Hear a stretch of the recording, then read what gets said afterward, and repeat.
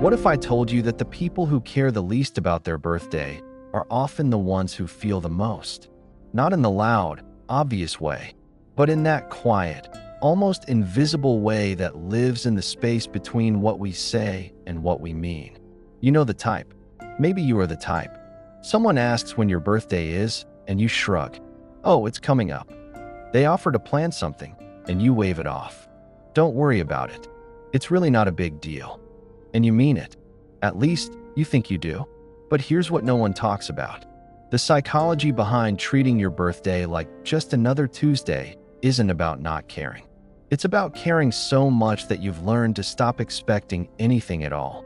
Because somewhere along the way, disappointment became quieter than hope. And that shift, that subtle emotional recalibration, says more about how you've survived than it does about how you celebrate. Let's start with something most people don't realize. Birthdays aren't just dates on a calendar. Psychologically, they function as mirrors. Not the kind that shows your face, but the kind that reflects how you relate to being alive. How comfortable you are with attention. How much space you believe you deserve to take up. When you were a child, your birthday wasn't a choice. It was an event. The world arranged itself around you for one day. Your parents planned. Your friends showed up. You were the center, and that felt natural. You didn't question it. You didn't wonder if you deserved it. You just were. But then you grow up, and suddenly, being the center feels strange. It feels like too much. You start to notice how birthdays become performances. The forced smiles, the obligatory posts, the happy birthday texts from people who haven't spoken to you all year. And somewhere in that transition, you stop wanting the noise. You start wanting something else, something quieter, something real. But here's the psychological trap.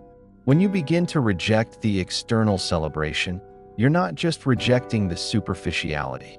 You're also, quietly, rejecting the need itself. The need to be seen, the need to be remembered, the need to matter in a way that doesn't require you to ask for it. Psychologists call this emotional self-protection. It's a defense mechanism your brain develops after repeated disappointments. Maybe you had a birthday where no one showed up. Maybe you once cared too much and it hurt. Maybe you spent years being the person who remembered everyone else's day, only to realize yours kept slipping by unnoticed. So your mind adapts. It lowers the bar. It teaches you that if you don't expect anything, nothing can hurt you. And that's not weakness. That's survival. But survival has side effects. Because over time, the wall you built to protect yourself from disappointment also keeps out joy. You stop letting yourself want things. You stop admitting that a small part of you still wishes someone would remember without being reminded. You convince yourself that needing acknowledgement is childish, needy, inconvenient. And so you bury it. You treat your birthday like it's nothing, because treating it like something feels too vulnerable. But let's pause here for a second, because this is where it gets interesting. There are actually two very different types of people who treat their birthday like a normal day.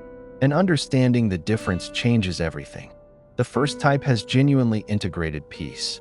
They've found meaning in the everyday. To them, joy isn't confined to a single date. They don't need a reason to celebrate being alive because they've learned that every ordinary moment already contains that celebration. Waking up, drinking coffee, watching the sky change. These people aren't avoiding their birthday. They're just not waiting for it. They've dissolved the idea that happiness needs an occasion. And that's beautiful. That's emotional maturity in its purest form. But then there's the second type. The ones who say it's just another day, not because they've found peace, but because they've made peace with not being seen. These are the people who've trained themselves out of hope, who've learned that it's easier to need nothing than to be disappointed again. And the tricky part? From the outside, these two types look identical. They both shrug. They both downplay. They both say the same things. But the internal experience is completely different. One is freedom. The other is protection. And the reason this matters is because if you're in the second category and you don't realize it, you might be living in a quiet form of emotional withdrawal without even knowing it. You might be telling yourself you're mature, when really, you're just tired. Tired of hoping. tired of watching who forgets, tired of wondering if anyone would notice if you didn't mention it at all. And that exhaustion doesn't make you broken. It makes you human. Because here's the thing most people miss. Even emotionally independent people still want to be seen. They just want it in a way that feels effortless. They want someone to remember without a Facebook reminder. They want a text that says more than HBD. They want someone to ask how they're really feeling about another year passing, not just what they're doing to celebrate. They want depth, not performance. And when they don't get that, they don't complain. They just quietly conclude that maybe birthdays aren't for people like them anymore. But here's the psychological twist. That conclusion, that quiet resignation, is actually a form of grief. Grief for the version of yourself that used to believe birthdays were magic. Grief for the child who counted down the days with sparkling eyes. Grief for the time when being celebrated didn't feel awkward or transactional. It felt pure. And even though you've outgrown the balloons and the cake, part of you still mourns the loss of that innocence. The loss of a day that once felt like it belonged entirely to you. Now let's talk about time. Because birthdays, whether we admit it or not, force us into a confrontation with our own timeline. They mark progression. They measure change. And depending on where you are in life, that measurement can feel like progress or pressure. If the past year was fulfilling, your birthday feels light. It feels like a milestone. But if the past year was heavy, confusing, or stagnant, your birthday can feel like an audit. Like the universe is asking, so, what have you done with this year? And if you don't have an answer you're proud of, it's easier to blur the day into the rest of the week, to avoid the reflection altogether. This is called temporal self-awareness. It's the psychological process of comparing who you were to who you are now. And for many people, that comparison is uncomfortable, not because they've failed, but because they're not where they thought they'd be. And birthdays highlight that gap. They make it impossible to ignore. So instead of sitting with that discomfort, people neutralize the day. They treat it like any other. They don't make plans. They don't announce it. They just let it pass. And in doing so, they avoid the existential weight of another year. But avoiding the weight doesn't make it disappear. It just makes it heavier the next time. Because time doesn't stop tracking you just because you stop tracking it. The years still add up. The distance between who you were and who you are still grows. And eventually, that gap becomes too wide to ignore. That's when people start to feel it. Not sadness exactly, but something adjacent. A quiet melancholy. A sense that something shifted and they're not sure when. Okay, but here's where this all connects to something deeper. Something we don't talk about enough. The people who treat their birthday like a normal day are often the same people who carry everyone else. They're the ones who remember your milestones, who check in when you're struggling, who give without keeping score. They're the emotional anchors in their circles, the steady ones, the reliable ones. And because they're so good at holding space for others, they forget that they also deserve space held for them. They forget that strength doesn't mean not needing. That independence doesn't mean not wanting. They've internalized a story that their joy comes second, that asking for acknowledgement is a burden, that the best way to exist is to need as little as possible. And so they minimize their own birthdays not because they don't care, but because they've learned that their needs are an inconvenience, that it's easier to celebrate others than to let others celebrate them. And that pattern, that quiet self-erasure, is one of the most common forms of emotional exhaustion. But the paradox is this: even the people who've mastered self-sufficiency still carry a small, quiet hope. A hope that someone will see through the armor, that someone will remember without being told, that someone will care enough to notice the day even when it's not announced. And when that doesn't happen, they don't get angry. They don't lash out. They just add it to the list of reasons why it's better not to expect anything at all. And that list gets longer every year, until eventually, they stop feeling surprised by silence. They stop feeling hurt by forgetfulness. They just feel neutral, and they tell themselves that neutrality is peace. But sometimes it's not peace. It's resignation. It's the emotional equivalent of lowering your voice so much that eventually, You forget you even had a voice at all. So if you've ever felt this way, if your birthday has quietly become just another day, let me ask you something. Is it because you've genuinely found peace in the ordinary? Or is it because you've stopped believing that anyone would make it extraordinary? Because there's a difference, and knowing the difference matters. Because one path leads to freedom, and the other leads to isolation disguised as independence. And you deserve to know which one you're on. Now, let's talk about what this looks like in real time.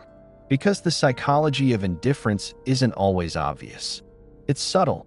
It shows up in the way you respond when someone asks about your plans. Oh, I don't know. Probably nothing. It shows up in the way you scroll through messages on your birthday, noticing who remembered and who didn't, even though you told yourself you wouldn't care. It shows up in the way you feel a small pang of disappointment when the day ends and nothing felt different. Nothing felt special, even though you insisted it didn't need to be. And here's what makes it so confusing. You're not lying when you say you don't care. In that moment, you genuinely believe it. But belief and feeling are two different things. You can believe something with your mind and still feel the opposite in your chest. And your birthday has a way of revealing that gap, that space between what you tell yourself and what you actually need. Because the truth is, no matter how evolved or self-aware you become, you never fully outgrow the need for connection. You just get better at hiding it. You get better at convincing yourself that independence is the same as fulfillment, that not needing anyone is the same as being whole. But wholeness doesn't mean isolation. It means integration. It means being able to hold both. The ability to be alone and the openness to be seen. The strength to stand on your own and the softness to let someone else stand with you. And birthdays, in their quiet way, test that balance.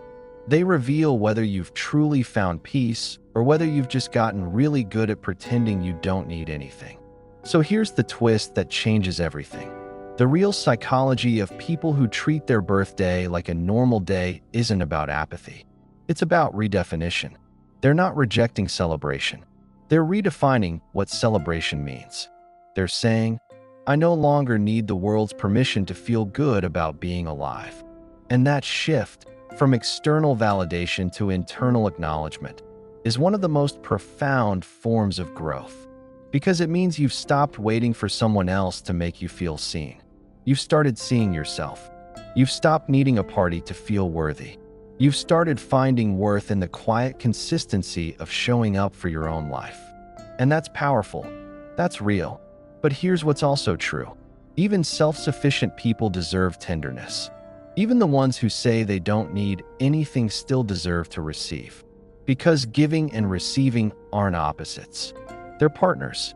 And if you've spent your whole life being the giver, maybe your birthday is the one day you're allowed to let someone else hold you for a moment. Not because you can't hold yourself, but because you shouldn't have to all the time. And maybe that's the most honest thing we can say about birthdays.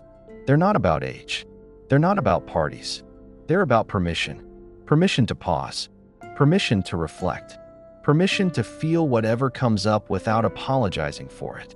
And if you've treated your birthday like a normal day for years, maybe this is your reminder that you're allowed to want more, that you're allowed to admit it still matters, that you're allowed to miss the magic without feeling like you've regressed. Because missing your younger self doesn't mean you've failed to grow. It means you remember what joy felt like before you learned to guard it. And maybe, just maybe, you're ready to let yourself feel that way again. Not because someone else gave you permission, but because you gave it to yourself. So as your next birthday approaches, or even if it just passed, ask yourself this. Did you treat it like a normal day because you found peace? Or because you've stopped hoping? Because the answer to that question will tell you everything you need to know about where you are emotionally. And if the answer is the second one, if you've been protecting yourself so well that you've forgotten what it feels like to be celebrated, then maybe this is your moment. To let the armor down, to let someone in, to admit that even the strongest people still need to feel like they matter. Because you do. You always have. Even on the days that feel ordinary. Even when you treat your birthday like it's nothing. Especially then. Because the truth is, You don't have to make a wish. You already are one. A walking continuation of every version of yourself that made it here. And that, more than anything, is worth celebrating. Quietly or loudly. Alone or together. However it feels true. Because at the end of the day, your birthday isn't about how you spend it. It's about the fact that you're here to spend it at all. And that's the only thing that ever really mattered.